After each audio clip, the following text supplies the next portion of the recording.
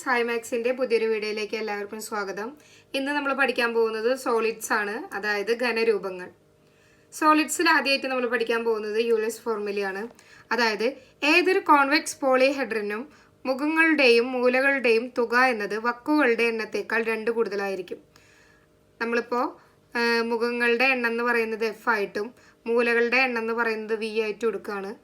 കൂടാതെ വക്കുകളുടെ എണ്ണം എന്ന് പറയുന്നത് ഇ ആയിട്ട് എടുക്കുകയാണെങ്കിൽ F plus V minus E എന്ന് പറയുന്നത് 2 ആയിരിക്കും. ഓക്കെ, നോക്കി വയ്ക്കാം. അടുത്തത് സോളിഡ്സിൽ നമ്മൾ ആദ്യമായിട്ട് പഠിക്കുന്നത് ക്യൂബിനെ കുറിച്ചാണ്, അതായത് സമചതുരക്കട്ട. ഇനി വശം എന്ന് പറയുന്നത് എ ആയിട്ട് എടുക്കുകയാണെങ്കിൽ ഉപരിതല വിസ്തീർണം എന്ന് പറയുന്നത് 6a² ആയിരിക്കും. ഇനി പാർശ്വമുഖ വിസ്തീർണം എന്ന് പറയുന്നത് 4a² ആയിരിക്കും. ഇനി വികരണത്തിൻ്റെ നീളം എന്ന് പറയുന്നത് √3a ആയിരിക്കും. വ്യാപ്തം a³. ഈ 4 കാര്യങ്ങളാണ് നമ്മൾ ക്യൂബിൻ്റെ കാര്യത്തിൽ പഠിക്കുന്നത്. ഇനി അത് വെച്ചിട്ടൊരു പ്രോബ്ലം നോക്കാം. 5√3 സെൻറ്റിമീറ്റർ വികരണമുള്ള ഒരു ക്യൂബിൻ്റെ വ്യാപ്തം എന്ത്? നമുക്കിവിടെ തന്നിരിക്കുന്നത് വികരണമാണ്, വശമല്ല. നമുക്കറിയാം വികരണം കണ്ടുപിടിക്കാനുള്ള ഇക്വേഷൻ എന്ന് പറയുന്നത് √3a ആണ്. അപ്പോൾ √3a എന്ന് പറയുന്നത് 5√3 ആണ്. ഇതിൽ നിന്ന് നമുക്ക് a എന്ത് കിട്ടും? 5 എന്ന് കിട്ടും. അപ്പോൾ വശം കിട്ടി. വശം കിട്ടിയ വ്യാപ്തം എങ്ങനെ കണ്ടുപിടിക്കുക? a³.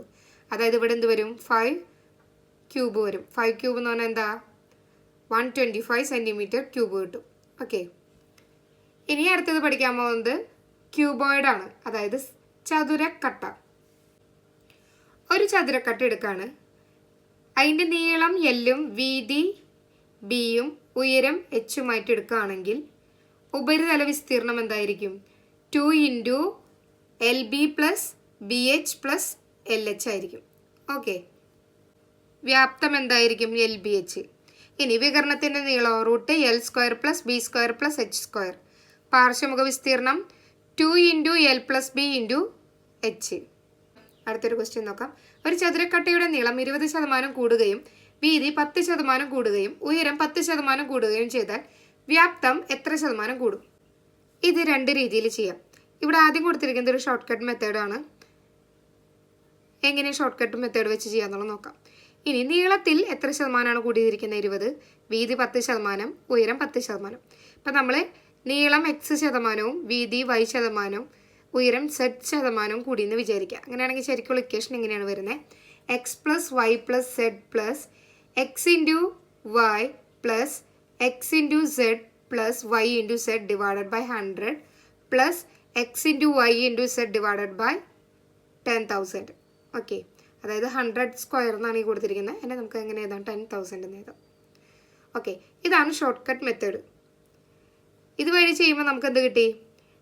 ഇത് ആഡ് ചെയ്തത് 40 എന്ന് കിട്ടി. ഇത് ചെയ്യുമ്പോൾ നമുക്ക് 500 / 100 എന്ന് കിട്ടും.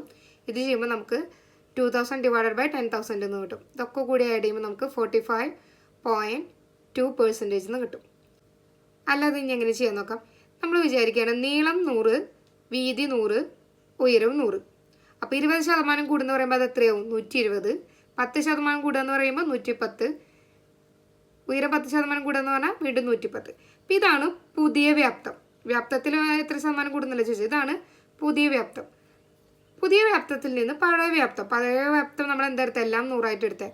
പഴയ വ്യാപ്തം കുറയ്ക്കുക / നമുക്ക് വ്യാപ്തം കാണുമ്പോൾ ക്യൂബല്ല കാണാം. അപ്പോൾ ഇവിടെ എന്ത് ചെയ്യും? 100³ ഇൻറ്റു പെർസെൻറ്റേജ് ആക്കാൻ ഇൻറ്റു 100 ചെയ്യണം. അപ്പോൾ ഇൻറ്റു 100. ഇങ്ങനെയും ചെയ്യാം. ഇതിലേത് മെത്തേഡ് വേണമെങ്കിലും ചെയ്യാം. ഇങ്ങനെ ചെയ്യുമ്പോഴും എന്താണ് കിട്ടുക? നമുക്ക് 45.2%. ഓക്കെ, ഏതാണ് നിങ്ങൾക്ക് പഠിക്കാൻ എളുപ്പമെന്ന് വെച്ചാൽ അത് ചെയ്യാം. അപ്പോൾ അത് ഇത് ചെയ്യാൻ ഇത്തിരി ബുദ്ധിമുട്ടാണ്. കാണുമ്പോൾ ഇക്വേഷൻ വളരെ എളുപ്പമാണെങ്കിൽ ഇത് കാൽക്കുലേറ്റ് ചെയ്യാൻ ഇത്തിരി ബുദ്ധിമുട്ടുണ്ട്. ഷോർട്ട് കട്ട് മെത്തേഡ് ആയിരിക്കും പൊതുവെ നല്ലത്. അടുത്തതാണ് സിലിണ്ടർ, അതായത് വൃത്തസ്തംഭം. ഇതാണ് വൃത്തസ്തംഭം. വൃത്തസ്തംഭത്തിൻ്റെ ഉയരം h എന്നും ആരം 6 എന്നും എടുക്കുകയാണെങ്കിൽ ഉപരിതല വിസ്തീർണം എന്ത് വരും? 2πrh + 2πr². ഇനി വക്രമുഖ വിസ്തീർണം എന്ന് പറഞ്ഞാൽ ഈ വളഞ്ഞിരിക്കുന്ന ഭാഗത്തിൻ്റെ വിസ്തീർണം എന്ത് വരും?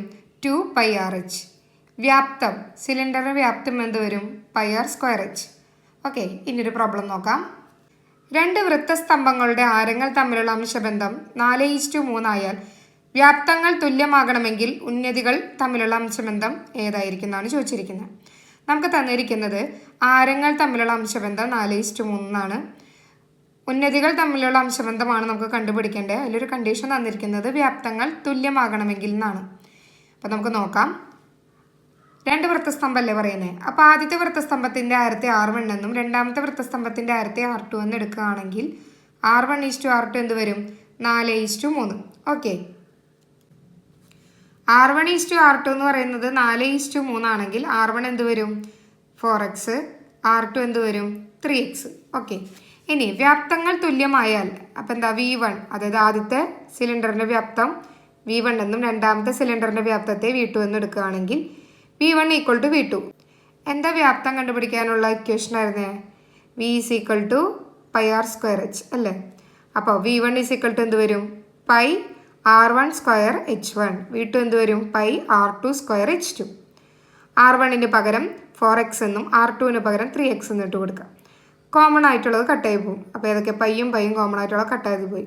ഇനി ബാക്കി ഇവിടെ എന്ത് വരും? 4² x². H1 = 3² x² H2. ഇവിടെയും 3x² ഉണ്ട്, ഇവിടെ x² ഉണ്ട്. അത് കട്ട് ചെയ്ത് കളഞ്ഞു. ബാക്കി എന്താ ഉണ്ടാവുക? 4² H1 = 3² H2. അതായത് 16 H1 = 9 H2. ഇതിൻ്റെ അർത്ഥം എന്താ? H1/H2 = എന്ത് കിട്ടും നമുക്ക്? 9/16. അതായത് H1:H2 = 9:16 എന്ന് കിട്ടും. അതായത് വ്യാപ്തങ്ങൾ തുല്യമാകണമെങ്കിൽ ഉയരങ്ങൾ തമ്മിലുള്ള അംശബന്ധം എന്തായിരിക്കണം? 9:16 ആയിരിക്കണം. ഓക്കെ, അടുത്തത് സ്ക്വയർ പിരമിഡ്. സ്ക്വയർ പിരമിഡ് എന്ന് പറഞ്ഞിട്ടുണ്ടെങ്കിൽ സമചതുര സ്തൂപിക. ഇതൊരു സമചതുര സ്തൂപികയാണ്. അതിൻ്റെ പാദവക്കിൻ്റെ നീളം എന്ന് പറയുന്നത് A ആണ്. പാർശ്വവക്കിൻ്റെ നീളം എന്ന് പറയുന്നത് E ആയിട്ടാണ് എടുത്തിരിക്കുന്നത്. പാർശ്വന്യതി L ആയിട്ടാണ് എടുത്തിരിക്കുന്നത്. സ്തൂപികയുടെ ഉയരം H ആയിട്ടാണ് എടുത്തിരിക്കുന്നത്. ഓക്കെ, അങ്ങനെയാണെങ്കിൽ പാദമുഖ വിസ്തീർണം. പാദമുഖം ഏതിൻ്റെ ഷേപ്പിലാണ്? സമചതുരത്തിൻ്റെ ഷേപ്പിലാണ്. അപ്പോൾ നമുക്കറിയാം പാദമുഖ വിസ്തീർണം എന്തായിരിക്കും? A² ആയിരിക്കും. ഇനി പാർശ്വമുഖ വിസ്തീർണം. പാർശ്വമുഖം എന്ന് പറയുന്നത് ഏതിൻ്റെ ഷേപ്പിലാണ് കിടക്കുന്നത്? ഒരു ത്രികോണത്തിൻ്റെ ഷേപ്പിലാണ് കിടക്കുന്നത്. പാർശ്വമുഖ വിസ്തീർണം എന്ത് വരും? 2AL. അടുത്തത് ഉപരിതല വിസ്തീർണം. ഉപരിതലം എന്ന് പറഞ്ഞാൽ ഈ 4 പാർശ്വമുഖങ്ങളും പാദമുഖവും. അപ്പോൾ എന്ത് വരും? 2AL + A². അടുത്തതാണ് സമചതുര സ്തൂപികയുടെ വ്യാപ്തം കാണാനുള്ള ഇക്വേഷൻ. എന്താണത്? 1/3 A²H. അതായത് സമചതുര സ്തംഭത്തിൻ്റെ വ്യാപ്തത്തിൻ്റെ 1/3 എന്ത്? സമചതുര സ്തൂപികയുടെ വ്യാപ്തം. A²H എന്ന് പറഞ്ഞിട്ട് എന്തിൻ്റെ വ്യാപ്തം? സമചതുര സ്തംഭത്തിൻ്റെ വ്യാപ്തമാണ്. അതിനെ 1/3 കൊണ്ട് ഗുണിച്ചാൽ നമുക്ക് എന്ത് കിട്ടും? സ്തൂപികയുടെ വ്യാപ്തം കിട്ടും. ഓക്കെ, ഇനി കൊടുത്തിരിക്കുന്നത് H എന്ന് പറഞ്ഞാൽ ഹൈറ്റാണ്. ഹൈറ്റിനെ നമ്മൾ ഉന്നതി എന്ന് പറയും. L എന്ന് പറഞ്ഞിട്ടുണ്ടെങ്കിൽ സ്ലാൻഡ് ഹൈറ്റാണ്, അതായത് ചെരിവ് ഉയരം. അതിന് നമ്മൾ പാർശ്വോന്നതി എന്ന് പറയും. E എന്ന് പറഞ്ഞിട്ടുണ്ടെങ്കിൽ പാർശ്വവക്കാണ്. A എന്ന് പറഞ്ഞിട്ടുണ്ടെങ്കിൽ പാദവക്കാണ്. ഇതൊക്കെ ഉൾപ്പെടുന്ന ഒരു ഇക്വേഷനാണ് ഈ കൊടുത്തിരിക്കുന്നത്. L = അതായത് ചരിവ് ഉയരം കണ്ടുപിടിക്കാനുള്ള ഇക്വേഷനാണിത്. L = √h² + a/2 2. ഓക്കെ, ഇതിൽ നിന്ന് നമുക്ക് ഈ ഇക്വേഷൻ ഉപയോഗിച്ച് തന്നെ H കണ്ടുപിടിക്കാൻ പറ്റും, എയും കണ്ടുപിടിക്കാൻ പറ്റും. ഇനി നമുക്ക് തന്നിരിക്കുന്നത് ഇവിടെ എന്തൊക്കെ തന്നിരിക്കുന്നത്? ഉയരവും പാദവക്കിൻ്റെ പകുതിയുമാണ് തന്നിരിക്കുന്നത്. ഇനി നമുക്ക് തന്നിരിക്കുന്നത് പാർശ്വവക്കും പാദവക്കിൻ്റെ പകുതിയാണെങ്കിൽ എങ്ങനെയാണ് L കണ്ടുപിടിക്കുക? ഈ L = √e² - a/2 2. Okay, a/2 എന്ന് പറഞ്ഞാൽ പാദവക്കിൻ്റെ പകുതി കേട്ടോ. ഇനി ഒരു പ്രോബ്ലം നോക്കാം. ഒരു സമചതുര സ്തൂപികയുടെ പാർശ്വമുഖങ്ങൾ സമഭുജ ത്രികോണമാണ്. അതിൻ്റെ പാദവക്കുകളിൽ ഒരെണ്ണത്തിൻ്റെ നീളം A സെൻറ്റിമീറ്റർ. അതിൻ്റെ പാർശ്വമുഖ പരപ്പളവ് എന്ത്? സമചതുര സ്തൂപികയ്ക്ക് എത്ര പാർശ്വമുഖം ഉണ്ടായിരിക്കും? 4 പാർശ്വമുഖം ഉണ്ടായിരിക്കും. പാർശ്വമുഖത്തിൻ്റെ ഷേപ്പ് എന്താണെന്ന് പറഞ്ഞിരിക്കുന്നത്? സമഭുജ ത്രികോണം. നമുക്കറിയാം സമഭുജ ത്രികോണത്തിൻ്റെ പരപ്പളവ് കാണാനുള്ള ലൊക്കേഷൻ എന്താ? √3/4 A². സ്തൂപികയ്ക്ക് എത്ര മുഖങ്ങളുണ്ട്? 4 എണ്ണം. അപ്പോൾ ആകെ മുഖങ്ങളുടെ പരപ്പളവ്, അതായത് പാർശ്വമുഖ പരപ്പളവ് എന്ന് പറയുന്നത് എന്തായിരിക്കും? 4 × √3/4 A². ഇതെന്ത് ചെയ്യുമ്പോൾ എന്ത് കിട്ടും? √3 A² കിട്ടും. ഓക്കെ, അടുത്തത് കോൺ. വൃത്തസ്തൂപിക. ഇതാണ് ഈ വൃത്തസ്തൂപിക. വൃത്തസ്തൂപികയുടെ ആരം R എന്നും ഉയരം H എന്നും സ്ലാൻഡ് ഹൈറ്റ് L എന്നും കൊടുത്തു, അതായത് ചെരുവുയരം L. അങ്ങനെയാണെങ്കിൽ വക്രമുഖ വിസ്തീർണം. വക്രമുഖം എന്ന് പറഞ്ഞാൽ ഈ വളഞ്ഞിരിക്കുന്ന ഈ ഭാഗം എന്ത് വരും? πRL. ഉപരിതല വിസ്തീർണം, അതായത് ഈ വളഞ്ഞിരിക്കുന്ന ഈ ഭാഗവും ഈ താഴത്തെ ഭാഗം വൃത്താകൃതി ആയതുകൊണ്ട് വൃത്തത്തിൻ്റെ വിസ്തീർണം എന്താ? πr². ഇപ്പോൾ ഉപരിതല വിസ്തീർണം എന്ന് പറഞ്ഞാൽ ഇത് രണ്ടും കൂടി കൂട്ടിയത്. അപ്പോൾ എന്ത് വരും? πr² + πRL. ഇനി വ്യാപ്തം എന്ന് പറഞ്ഞാൽ നേരത്തെ പറഞ്ഞ പോലെ തന്നെയാണ്. സമചതുര സ്തൂപികയുടെ കേസിൽ നമ്മൾ എന്താ പറഞ്ഞത്? സമചതുര സ്തംഭത്തിൻ്റെ വ്യാപ്തത്തിൻ്റെ 1/3 സ്തൂപികയുടെ വ്യാപ്തം. അത് തന്നെയാണ് ഇവിടെയും വരിക. വൃത്തസ്തംഭത്തിൻ്റെ വ്യാപ്തത്തിൻ്റെ 1/3 വൃത്തസ്തൂപികയുടെ വ്യാപ്തം. അതായത് 1/3 πr² h. πr² എന്ന് h എന്ന് പറയുന്നത് എന്തായിരുന്നു? വൃത്തസ്തംഭത്തിൻ്റെ വ്യാപ്തമായിരുന്നു. അതിൻ്റെ 1/3 എന്ത്? വൃത്തസ്തൂപികയുടെ വ്യാപ്തം. ഇനി ഈ 3 അളവുകളും കൂടി വരുന്ന ഒരു ഇക്വേഷനാണിത്. h √L² - r². ഓക്കെ. അടുത്തത് നമ്മളൊരു വൃത്തസ്തൂപിക ഉണ്ടാക്കിയിരിക്കുന്നത് ഒരു സെക്ടർ ചുരുട്ടിയിട്ടാണെന്ന് വിചാരിക്കാം. അതായത് ഇതുപോലൊരു സെക്ടർ ചുരുട്ടിയിട്ടാണ് ഞാൻ ഈ വൃത്തസ്തൂപിക ഉണ്ടാക്കിയിരിക്കുന്നതെങ്കിൽ ഇത് തമ്മിലുള്ള കുറച്ച് റിലേഷൻസ് ആണ് ഈ പറയുന്നത്. ഈ സെക്ടറിൻ്റെ ആരമാണ്, സെക്ടർ എന്ന് പറഞ്ഞാൽ വൃത്തത്തിൻ്റെ ഒരു ഭാഗം. ഈ സെക്ടറിൻ്റെ ആരമാണ് 6, ഈ കോണളവാണ് x എങ്കിൽ ഇത് ചുരുട്ടി കഴിയുമ്പോൾ എന്ത് സംഭവിക്കും? ഈ 6 തന്നെയായിരിക്കും വൃത്തസ്തൂപികയുടെ ചെരിവ് ഉയരം L എന്ന് പറയുന്നത്. അതായത് L = 6 ആയിട്ട് വരും. ഇനി വൃത്തസ്തൂപികയുടെ ആരം എന്തായിട്ട് കിട്ടും? സ്മോൾ ലെറ്റർ r എന്ന് പറയുന്നത് ഈ 6 × x/360 ആയിരിക്കും. അപ്പോൾ ഇതൊന്ന് പഠിച്ചു വയ്ക്കുക. ഒരു വൃത്തസ്തൂപികയുടെ ഉയരം അതിൻ്റെ പാദവ്യാസത്തിന് തുല്യമാണ്. അതിൻ്റെ ഉയരം a യൂണിറ്റ് ആണെങ്കിൽ അതിൻ്റെ പാർശ്വോന്നതി എന്തായിരിക്കും? ചോദ്യത്തിൽ എന്താ പറഞ്ഞിരിക്കുന്നത്? ഉയരം വ്യാസത്തിന് തുല്യമാണ്. അതായത് h = എന്ത് കിട്ടും? 2r. 2r എന്ന് പറഞ്ഞാൽ എന്താ? വ്യാസം. ഇനി ഉയരം a യൂണിറ്റ് ആണെങ്കിൽ ചെരിവ് ഉയരം എന്താണെന്നാണ് ചോദിച്ചിരിക്കുന്നത്. ഉയരം എന്ന് പറയുന്നത് h ആണ്. h നമ്മൾ എന്തെടുത്തു? a യൂണിറ്റ് എന്ന് എടുത്തു. അങ്ങനെയാണെങ്കിൽ എച്ചിന് പകരം നമുക്കറിയാം ഇതിൽ നിന്ന് r എന്ത് കിട്ടും? r = h/2 എന്ന് കിട്ടും. h a ആണെങ്കിൽ r എന്ത് കിട്ടും? a/2. നമ്മളൊരു ഇക്വേഷൻ പഠിച്ചിട്ടുണ്ട്. L = √h² + r². h a ആണെന്നറിയാം, r ഇതിൽ നിന്ന് a/2 ആണെന്നറിയാം. ഇട്ട് കൊടുക്കും. ചെയ്തു വരുമ്പോൾ നമുക്ക് എന്ത് കിട്ടും? L = √5/2 × a എന്ന് കിട്ടും. ഓക്കെ. അടുത്തതാണ് സ്ഫിയർ ഗോളം. ഒരു ഗോളത്തിൻ്റെ ഉപരിതല വിസ്തീർണം എന്തായിരിക്കും? 4πr². വ്യാപ്തം എന്ന് പറയുന്നത് 4/3 πr³. ഓക്കെ, ഇക്വേഷൻ നോക്കി വയ്ക്കാം. ഇനി അടുത്തതാണ് ഹെമിസ്ഫിയർ, അതായത് അർദ്ധഗോളം. ഒരു ഗോളത്തെ മുറിച്ച് കിട്ടുന്ന ഭാഗം. അർദ്ധഗോളത്തിൻ്റെ പ്രത്യേകത എന്താ? അതിന് വക്രമുഖവും ഒരു പാദമുഖവും ഉണ്ടായിരിക്കും. വക്രമുഖ വിസ്തീർണം എന്തായിരിക്കും? ഇതേ വിസ്തീർണത്തിൻ്റെ പകുതി, അതായത് 2πr². ഉപരിതല വിസ്തീർണം എന്ന് പറഞ്ഞിട്ടുണ്ടെങ്കിൽ ഈ വക്രമുഖവും വരും പാദമുഖവും വരും. പാദമുഖം വൃത്തമായതുകൊണ്ട് അതിൻ്റെ ഇക്വേഷൻ എന്താ? വിസ്തീർണം കണ്ടുപിടിക്കാനുള്ള ഇക്വേഷൻ πr² ആണ്. അപ്പോൾ ആ πr² ഈ 2πr² കൂടി ആഡ് ചെയ്യുമ്പോൾ നമുക്ക് എന്ത് കിട്ടും? 3πr². അപ്പോൾ ഉപരിതല വിസ്തീർണം, അർദ്ധഗോളത്തിൻ്റെ ഉപരിതല വിസ്തീർണം എന്ത് വരും?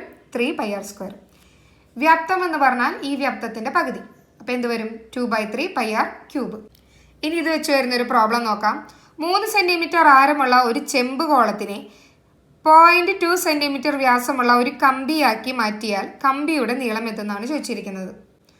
നമുക്ക് ഇവിടെ എന്താ വരിക? ഈ ചെമ്പുകോളത്തിനെ മാറ്റിയിട്ട് നമ്മൾ എന്താക്കുന്നത്? കമ്പി. അത് മാറ്റിയിട്ടാക്കുന്നത് കൊണ്ട് രണ്ടിൻ്റെയും വ്യാപ്തത്തിൽ വ്യത്യാസമില്ല. ഗോളത്തിൻ്റെ വ്യാപ്തം തന്നെയായിരിക്കും കമ്പിയുടെയും വ്യാപ്തം എന്ന് പറയുന്നത്. ഓക്കെ, അപ്പോൾ അത് വെച്ചിട്ടാണ് നമ്മൾ പ്രോബ്ലം ചെയ്യുക. അപ്പോൾ നമുക്ക് നോക്കാം. ഗോളത്തിൻ്റെ വ്യാപ്തം സമം കമ്പിയുടെ വ്യാപ്തം. ഇനി കമ്പിയുടെ നീളം നമ്മൾ h ആയിട്ട് എടുക്കുകയാണ്. ഗോളത്തിൻ്റെ ആരം r1 എന്നും കമ്പിയുടെ ആരം r2 എന്നും എടുക്കുകയാണ്. ഗോളത്തിൻ്റെ വ്യാപ്തം കണ്ടുപിടിക്കാനുള്ള ഇക്വേഷൻ എന്താ? 4/3 πr³ ആണ്. അപ്പോൾ ഇവിടെ 4/3 πr⁻³ എന്ന് എടുത്തു. ഇനി കമ്പി ഏകദേശം സിലിണ്ടർ പോലെയാണ് ഇരിക്കുക. അപ്പോൾ കമ്പിയുടെ വ്യാപ്തം കണ്ടുപിടിക്കാനുള്ള ഇക്വേഷൻ എന്തായിരിക്കും? πr²h. നമ്മുടെ സിലിണ്ടറിൻ്റെ ഇക്വേഷൻ ഇങ്ങനെയല്ലേ? ഇനി പൊതുവായിട്ടുള്ളത് വെട്ടിക്കളയാം. രണ്ടിലും പൈ ഉണ്ട് വെട്ടിക്കളഞ്ഞു. നമുക്ക് ചോദ്യത്തിൽ തന്നിട്ടുണ്ട് ഗോളത്തിൻ്റെ ആരം എന്ന് പറയുന്നത് 3 എന്നും കമ്പിയുടെ വ്യാസം എന്ന് പറയുന്നത് 0.2 ആണെന്ന്. അപ്പോൾ കമ്പിയുടെ ആരം എന്തായിരിക്കും? 0.1 സെൻറ്റിമീറ്റർ ആയിരിക്കും അല്ലേ? അപ്പോൾ ഈ തന്നിരിക്കുന്ന r1 പകരം 3 എന്നും r2 പകരം 0.1 എന്ന് ഇട്ട് കൊടുക്കും. ചെയ്തു വരുമ്പോൾ നമുക്ക് h എന്ത് കിട്ടും? 36 എന്ന് കിട്ടും. അതായത് കമ്പിയുടെ നീളം എന്തായിരിക്കും? 36 മീറ്റർ ആയിരിക്കും. അതായത് നമുക്ക് കിട്ടുന്നത് സെൻറ്റിമീറ്ററിലാണ്. സെൻറ്റിമീറ്ററിൽ ഞാൻ എന്ത് ചെയ്തു? മീറ്ററിലേക്ക് ആക്കാൻ 100 കൊണ്ട് ഡിവൈഡ് ചെയ്തു. അപ്പോൾ നമുക്ക് എന്ത് കിട്ടി? 36 മീറ്റർ എന്ന് കിട്ടി. ഓക്കെ, നമ്മൾ പൊതുവെ വ്യാപ്തം കണ്ടുപിടിക്കുമ്പോൾ നമുക്ക് കിട്ടുന്ന ഉത്തരങ്ങളൊക്കെ ഒന്നില്ലെങ്കിൽ സെൻറ്റിമീറ്റർ ക്യൂബിലായിരിക്കും, അല്ലെങ്കിൽ മീറ്റർ ക്യൂബിലായിരിക്കും. പക്ഷേ നമ്മുടെ ചോദ്യത്തിൽ എത്ര ലിറ്റർ വെള്ളം കൊള്ളുന്നു കൊടുത്തിട്ടുണ്ടെങ്കിൽ നമുക്കത് ലിറ്ററിലേക്ക് കൺവേർട്ട് ചെയ്യണം. അപ്പോൾ എങ്ങനെയാണ് ലിറ്ററിലേക്ക് കൺവേർട്ട് ചെയ്യുക എന്നുള്ളതാണ് ഈ കൊടുത്തിരിക്കുന്നത്. അതായത് 1000 സെൻറ്റിമീറ്റർ ക്യൂബ് എന്ന് പറയുന്നതാണ് 1 ലിറ്റർ. 1 മീറ്റർ ക്യൂബ് എന്ന് പറയുന്നതാണ് 1000 ലിറ്റർ. ഓക്കെ, ഇത് നോക്കി വെക്കുക കേട്ടോ. ഇത് വെച്ചിട്ടാണ് നമ്മൾ തന്നിരിക്കുന്ന വ്യാപ്തത്തെ ലിറ്ററിലേക്ക് കൺവേർട്ട് ചെയ്യുന്നത്. ഇനി ഒരു പ്രോബ്ലം നോക്കാം. 24 സെന്റിമീറ്റർ ആരമുള്ള ഒരു അർദ്ധഗോളത്തിന്റെ വ്യാപ്തവും അതിനുള്ളിൽ ഏറ്റവും വലിയ പൂർണ്ണഗോളത്തിന്റെ വ്യാപ്തവും തമ്മിലുള്ള അംശബന്ധം ഞാൻ ചിത്രീകരിച്ചിട്ടുണ്ട്. ഇതാണ് അർദ്ധഗോളം. ഈ അർദ്ധഗോളത്തിന്റെ ആരം ഇവിടെ തൊട്ട് ഇവിടം വരെ എത്ര തന്നിട്ടുണ്ട്? 24 എങ്കിൽ ഇവിടെ തൊട്ട് ഇവിടം വരെ എത്രയായിരിക്കും? 24. അപ്പം അതിൻ്റെ പകുതി, അതായത് ഈ ഗോളത്തിന്റെ ആരം എന്ത് വരും? 12. ഓക്കെ, അപ്പം ഇത്ര കാര്യങ്ങൾ നമ്മുടെ കയ്യിലുണ്ട്. ഇവ രണ്ടിൻ്റെയും വ്യാപ്തം നോക്കാം. അർദ്ധഗോളത്തിന്റെ വ്യാപ്തം കണ്ടുപിടിക്കാനുള്ള സമവാക്യം എന്തായിരുന്നു? 2/3 πr ക്യൂബ്. ഗോളത്തിന്റെ വ്യാപ്തം 4/3 πr ക്യൂബ്. ഓക്കെ, അപ്പം രണ്ടും കൂടെ അപ്ലൈ ചെയ്യാം. അപ്പം ഇവിടെ വ്യാപ്തങ്ങൾ തമ്മിലുള്ള അംശബന്ധമല്ല ചോദിച്ചിരിക്കുന്നത്. അപ്പം നമുക്ക് ആദ്യം അർദ്ധഗോളത്തിന്റെ വ്യാപ്തം എന്താ വരിക? 2/3 π 24 ക്യൂബ് ഈസ് 2. ഇനി നമ്മുടെ ഗോളത്തിന്റെ വ്യാപ്തം എന്താ വരിക? 4/3 π 12 ക്യൂബ്. കാരണം എന്താ? 12 ആണ് ഇതിൻ്റെ റേഡിയസ് വരുന്നത്. ചെയ്ത് നോക്കുമ്പോൾ നമുക്ക് എന്ത് കിട്ടും? 4:1. അതായത് അംശബന്ധം എന്ത് വരും? 4:1 കിട്ടും. അടുത്തത് ഫ്രസ്ട്രം ഓഫ് എ കോൺ, അതായത് വൃത്തസ്തൂപിക പീഠം. അതായത് നമ്മുടെ ഒരു ബക്കറ്റിൻ്റെ ഷേപ്പ് എന്ന് വേണമെങ്കിൽ പറയാം. ഈ വരച്ചിരിക്കുന്നതാണ്. ഇതിൻ്റെ ഈ ഭാഗത്ത് ചെറിയ ഭാഗത്ത് ആരം R എന്നും ഈ വലിയ ഭാഗത്ത് ആരം ക്യാപിറ്റൽ R എന്നും കൊടുത്തു. ഇത് തമ്മിലുള്ള അകലം ക്യാപിറ്റൽ H എന്ന് കൊടുത്തു.